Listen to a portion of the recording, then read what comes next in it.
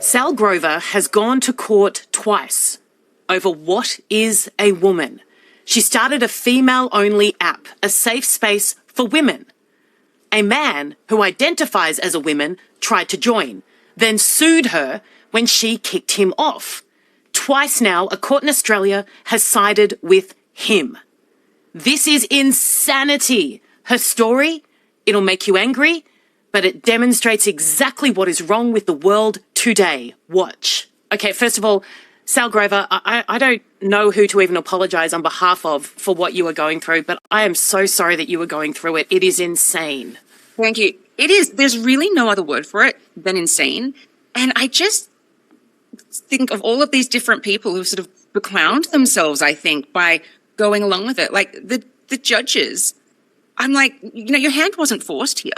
No. No, they sort of made this excuse, this sort of throat clearing in the decision, saying, the law says this, so we have to do it. The law doesn't say this at all, and I can prove it because in your decision, you're talking about transgender and cisgender. That is activist language, and that's not in the Act. Transgender is never mentioned in the Act. It's gender identity that is. The cisgender and transgender, these words are coming from the Australian Human Rights Commission and Equality Australia, these captured organisations that are essentially holding Australia hostage to this ideology.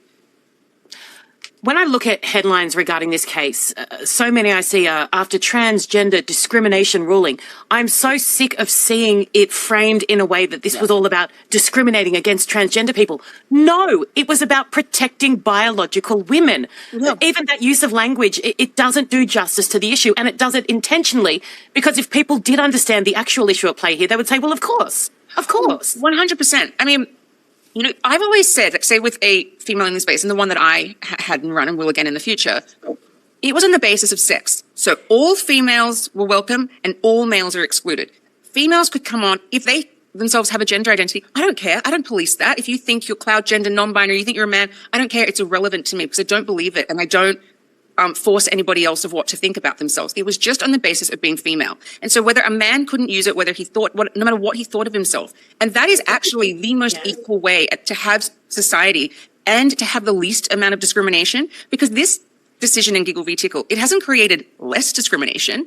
Two things. One, I'm being discriminated against. I'm being discriminated against on the basis of sex. If I can't have a female-only space, if I can't say that's a man, it's me being discriminated against. In my opinion, it was never discriminated against. The other thing is, when after the decision, a representative from Equality Australia, which incidentally is an LGBTQI plus organisation that was created to campaign for same-sex marriage, something I support. Once they won that, they had to pivot to stay relevant or shut down, and they've gone all in on gender ideology. And so they're now in court arguing that sex is a spectrum and against lesbians having their own spaces and events. And a representative from this organisation stood outside of court and said the decision being upgraded to direct discrimination is great because it means it's easier for trans people to win claims. So they're just planning to go after every single Australian who doesn't believe in this ideology. This is not sustainable. This is not equality. This is not progress. It is chilling. And so for judges to sit there and think, oh, this is good. This is the intention of the legislation. This is how it works best. Or for any politician to support it and to just punish Australians for thinking, for acknowledging reality, means that we are just in no way living in a free society. It's petrifying. It's the laughing stock of the world. Even those who lean left, I'd say a hell of a lot of them globally are looking at this and saying, that is utterly ridiculous. Yeah. I mean, I've had thousands of messages from people. I've had people telling me that if Labor doesn't fix this, they will never vote for them again. People care about this issue for a number of different reasons. It might not be women's rights that's their info why they're caring about it. But lots of people either are a woman or they have women and girls in their lives that they care about. But even men and boys, deserve single-sex spaces and should be entitled to have them for privacy, dignity, and recreation. But also, they also have to be able to acknowledge reality. That's what I'm saying, like, what seems to be this sort of case over a man not being allowed onto an app, because of the legislation that was in play, it's a much bigger, much more important case. And so while, like, Giggle v. Tickle is a title for the case, makes it sound ridiculous, it also highlights how Australia has become a laughingstock on the back of this. And we could have led the way. The first round of Tickle v. Giggle was before Trump started fixing it in the US. It was before the UK courts. And so instead of leading the way, we've just become like this nuclear testing zone for the stupidest ideology in modern history. And for some reason, Australian politicians think that it's going to work here. I think they've completely overestimated and overreached on this. Or that it will somehow work in their favour when they're on the complete wrong side of it. And this is the thing that, I mean, again, it's the fact that we're even here is so dumb is the word. But I'm thinking it's not like you own a shop and you said, I don't like transgender people, so they're not allowed in my shop. Or you shouldn't be able to buy a sandwich like everyone else. Or you shouldn't be able to ride the bus.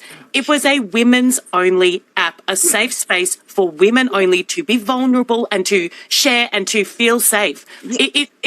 That's what it was. It wasn't like you were saying, I hate trans people. I want you to be miserable. I don't want you to feel included in society. Like, anyone can go on to the App Store or Google Play and see there are apps exclusively for trans. There are apps exclusively for LGBT. Niche social networks aren't a new thing. I've in no way invented them. They've been around for a long time. From dating, there was J-Date, there's Christian Mingle, there's Muslim exclusive dating platforms. Then there was always obviously Grindr, and then there were lesbian dating apps. They've all both been corrupted by gender ideology. But they did once exist. And the point being that having little spaces exclusively for a specific demographic of people is not unheard of at all and was not controversial. And what is crazy, and this is such an important point for people to understand, the law isn't saying we can't have female-only spaces. It's saying these men are female. So you have to say them. So effectively, it means that female-only spaces are outlawed. But it's so sinister because it's saying you can have them if you ignore what you see with your own eyes. That's not freedom. It's not sustainable. It's not right. It is the most chilling attack on our senses. Like I joked on Sunday when I was doing another interview that, you know, it's a cold, bright day in May in Australia and the clock is striking 13. And even Orwell wouldn't have said, he didn't even go as far to say, believe that men are women. It was like, I wonder if there's like some forgotten draft of 1984 where they went, that's not going to fly. They won't believe that. But somehow that's what's happened. Like, we've gone so much further than the most famous dystopian of all time. Like even in the aftermath, the commentary after, this means that minority women won't be discriminated against, that lesbian women won't be discriminated against. They weren't being discriminated against because they are women. And I tell you who gets the most peed off in this space, I reckon, than anyone else. It's actually members of the gay community, lesbians, and I they're in my family. I was like you. I was pro same-sex marriage. I was vocally pro same-sex marriage. A lot of people I know in that community are saying, sorry, we are not the same. I am a man who loves another man. Leave us out of it. We don't want to be part of this fantasy. Well, I mean, Lesbian Action Group intervened into the Giggle v. Tickle case on my side. Like, I'm working with in the LGBTQ. It's a person in Australia who's working against them. This LGBTQI plus organisation that is out there calling itself Equality Australia is actually against lesbians. I'm saying lesbians are women who love women. They are saying that a man who claims to be a woman could be a lesbian. That is a heterosexual man being in the category of lesbian and calling it progress, and you're apparently a bigot and unlawful if you deny that. It's just wild. I look at the same people who will send me something after today and say, we can see a line between your breasts, which means cleavage. You're a two-bit hoe and this is completely unacceptable. But a man can go into your daughter's locker room and swing his package around and that is completely fine. What's so chilling about this decision as well as, because I always admitted along the way that I removed him from the female platform, from Giggle, because I saw a man, because that is the truth. That is exactly what I did. The judges have said it's direct discrimination because looking like a man is a protected characteristic of being a trans woman. I can't say it with a straight face. I'm like, this is the stupidest thing I've ever heard. I'm like, you're telling me that you went and studied the law, worked your way up to being a top barrister, then to get a position as a federal court judge to say the stupidest thing like that? Honestly, again, do you, however you want to dress, look, what name you want to call yourself, I could not care less. I want everyone in the world to be as happy as possible, whatever. Stay the hell out of my daughter's locker room, stay the hell out of her sporting teams, and stay the hell out of female-only spaces. Aside from that, do you? Totally. Like, if you want to, and I've said this all along, if Giggle wants to call himself a woman, I don't care. It's not my business. It's only my business if I'm being forced to believe it. And it's not to say men who claim to be women or any men can't come to into a female in this space. It's not a character assessment. It's just on the basis of sex. It's that 100%. simple. But I will say this. Good men don't try to go into female-only spaces. We don't need legal protections from good men. It would never occur to a good man to go into a female-only space. So the moment you've got a man demanding access into a female-only space, you are dealing with someone who shouldn't be there and who are proving the necessity of female-only spaces. And that is such a key point. The desire to enter a female-only space when you are a man, That is not a normal kind of inclination of a good person or someone who has decent values or embraces Western society, et cetera, et cetera. Well, one of the things that, like, I mean, I've sort of so rarely talked about it because I was just, you know, you're always sort of focused on the issue. But the person who took me to court, I'd had unknowingly, just before he'd gone on the app, I'd had one interaction with him on Twitter, on X. It was stating my position on female only spaces. It was a polite interaction. I then blocked him because that's what I do to trans activists. Especially back in 2021 when we would get our account suspended all the time. So I just blocked him. The only reason I know what date it is that I blocked him is because he did a post on his Twitter saying Sall Grover, CEO of Giggle, has blocked me on Twitter. And then he went on the app. So he went on the app knowing exactly what my stance was. But then for the next 3 years, from behind a block on Twitter, he would post screenshots of my posts or replies or anything that I would like, and he would mock me. Now, that is exactly why we want a female-only space online, is to get away from that kind of behavior. He was Absolutely. the entire time. And it was this psychological warfare, essentially. Every day I'm being watched by the person who's taking me to court. I'm the one being called a bigot. The Tickle legal team is saying in court that I'm harassing this person. I'm like, I don't know this person. I have no reason to interact with this person other than the fact that they've taken me to court. But the whole time, he's watching me online. And I tell you what, I understand that everyone, you know, has the right to legal representation, et cetera, but shame on every woman, shame on every man who has a wife, who has a mother, who has a daughter, who took part in any of this on the side. Yeah, I agree. Because, honestly, you know, it's such a unique case in the sense that every woman who was out there arguing for the other side, or any woman judge who was siding with the other side, you've given up your rights. They're your rights. Yeah. And, you know, it is the reality that, say, wealthier women can avoid the reality of some social issues because they're not going to need domestic violence shelters. Hopefully they never find themselves in a woman's prison. They might not hopefully need rape crisis centers because money means you don't need the public services of that. It's the women who are at the bottom of society who don't have money to shield themselves from bad policy who are going to be victim of this. So it's incredibly selfish of those women to think, and for any woman who sends up and go, but this doesn't affect me. Well, great. But it affects other women. Do we just forget about them? No, I don't think we do. I think we have, like, as I said, it's women being discriminated against. Now, there are currently in Australia, there are women in prison with male sex offenders, locked in the women's prison with them. There are young girls who are not drinking water at school and who are not going to school on the weeks they've got their period because there are boys in the girls' bathroom. Then there are also women athletes who have been told that if they so much as walk off the field or object to men in opposing teams or on their teams, they will be punished.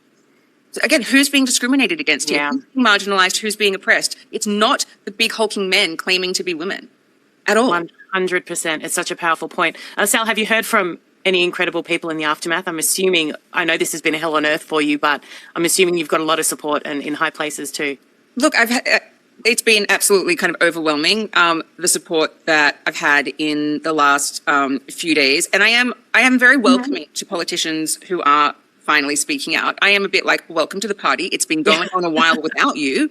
Where were you when I lost the first time? I keep going. Like, I had this moment yesterday because you just have to laugh. And I was like, I've gone to court twice now over what a woman is, and I've lost to a man both times. You have to laugh, or you actually crazy. You've gone to court twice over what a woman is, and on both occasions you've lost to a man. Yeah. The world 2026, that is the greatest summation you will find of where we were at. It's just what next for you? Final question. Where to from here? We will be obviously filing in the High Court. We've got 28 days to file to the High Court. So the High Court doesn't necessarily, you have to apply. It doesn't take every case.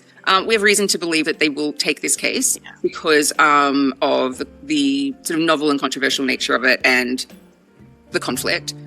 So that would be, another 15 or so months of my life. But to put it into perspective, I was 14 weeks pregnant when I got the initial Australian Human Rights Commission complaint. And this morning I got my almost 4-year-old daughter ready to go to kindy. So it's just been her entire life and being like, so this is going to be the first 5 years of her life, is me in court fighting over what a woman is. To be able to have a business and support her, my family, which is my daughter, that I can't do that, or I will be, I'm like, what do I do? Do I give up my Australian citizenship so I can go offshore and run a female-only space? Like, is that when the government is going, Albanese is going, we've got so many women in the cabinet more than ever before. It's like, well, who are you talking about? And do I have to go to a different country to run something for women while you're sitting there celebrating it? Well, according to him and how his complete silence regarding this and the BS line that they put out, blah, blah, blah, blah, blah, he could have said that about Cabinet 30 years ago, because even though they were all men, it doesn't matter, because what is a woman, Albo? You're trying to now use it as this wonderful thing to celebrate, but that definition doesn't work on the other side of it. We're like, sorry, what? Well, it's the question to be asked of them. If 50% of your cabinet was men claiming to be women, do we have equality? Well, 100, and of course that would be. He'd say no, of course not. That's stupid. I mean, he's like that wouldn't pass the pub test if I went out and said, hey, but 7 of the guys that get us over the line actually just think they're women, and the public could go, yeah, well done, gender equality. Woo. No, of course they wouldn't. Yeah, of course they wouldn't. None of this passes the pub test. No. This is why, at the end of the day, it's so sinister what's happening, because it's punishing people for what they can see with their own eyes. It's saying up is down, men are women, and 2 + 2 = 5. And if you just give in to that and you let the state have that power over you, what they can do next is terrifying. Yeah, you're exactly. It's so important to fight back and to hold them to account. And so, look, I wouldn't have chosen this for myself. And if you had told me 10 years ago that this is what I would be doing with my life, I would literally have never believed you. I'd been like, what do you mean I'm in court losing to a man over what a woman is? But it's what's happened. It's here. And I've always said I will fight till the end. And I will fight till the absolute end on this. Because I know you are phenomenal. And I thank you as a mother, as a woman, as a mother of a woman. I thank you. And I know that I've been through court cases and it is horrific on every level. I think the first 3 years of my daughter's life, I was in and out of court. It was awful. But I will say this to you, that is it a little girl or a little boy? Little girl. Yeah. Your little girl, even more so, when she's a little bit older, will just be the most phenomenally proud daughter of her incredibly brave mother, and she will understand. I have this image that, like, I'm sitting with Isabel, she's grown up, she's in like 20 years' time, and we're having a drink, and I'm explaining to her what I was doing for the first 5 years of her life, and she's just laughing at me, and I'll be like, the reason you can laugh. And the reason you're going to go to the toilet now and there won't be a bloke in there, darling, at this pub, because you've had too many wines, is because of me. Exactly. So, I can see it. It's in the future, and I know that we will win. Like, truth does win. You just have to give it a nudge along the way, and that's effectively what we're doing. Well, it's one hell of a nudge, oh my Lord. Good for you. Adore you. You're amazing. We're so lucky to have you. Keep going. Thank you so much. Thank you.